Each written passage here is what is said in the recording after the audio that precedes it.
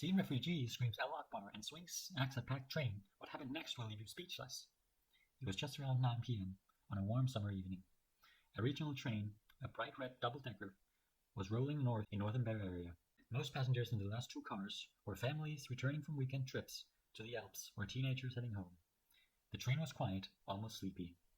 In one of the rear compartments sat a slight 17-year-old Afghan boy named Riaz Khan. He had arrived in Germany as an unoccupied minor refugee just over a year earlier, lived with a foster family in nearby offshores, and to most people seemed polite and unremarkable. In his backpack, wrapped in a black and red towel, he carried a small axe and a kitchen knife. At 9:10 p.m., shortly after the train passed the village, Riaz stood up, pulled out the axe, and began screaming Allahu Akbar. He first attacked a 62-year-old man from Hong Kong who was traveling with his wife and two adult daughters. The blade struck the man's head and shoulders. His family screamed and tried to shield him. Riaz moved fast down the aisle. A second victim, 56-year-old German man, was hacked in the face and neck.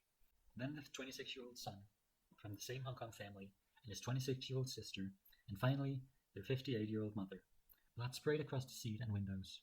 Passengers, farther forward, heard the screams, pulled the emergency brake, and tried to barricade the doors with luggage.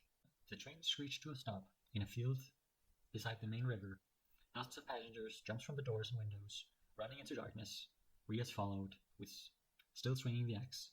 A group of local car drivers on a nearby B19 road grabbed whatever they had, a broom handle, a metal pole, and chased him across the meadow. Police special forces from Würzburg, already alerted, arrived within minutes.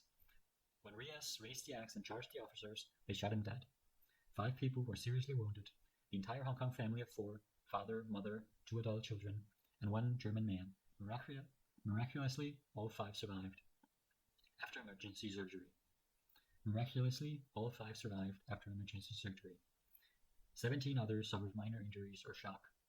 Inside Riaz's backpack, police found hand-painted ISIS flag and a farewell letter to his father. Pray for me that I become a martyr, and pray that I can take revenge on these unbelievers. A few hours later, the Islamic State released a video of Riaz pledging allegiance to Abu Bakr al-Baghdadi and promising attacks in every street and every village on the west. The quiet Bavarian evening had become Germany's first successful lone wolf IS attack on its soil, but the survivors on the train, the journey home would never truly end.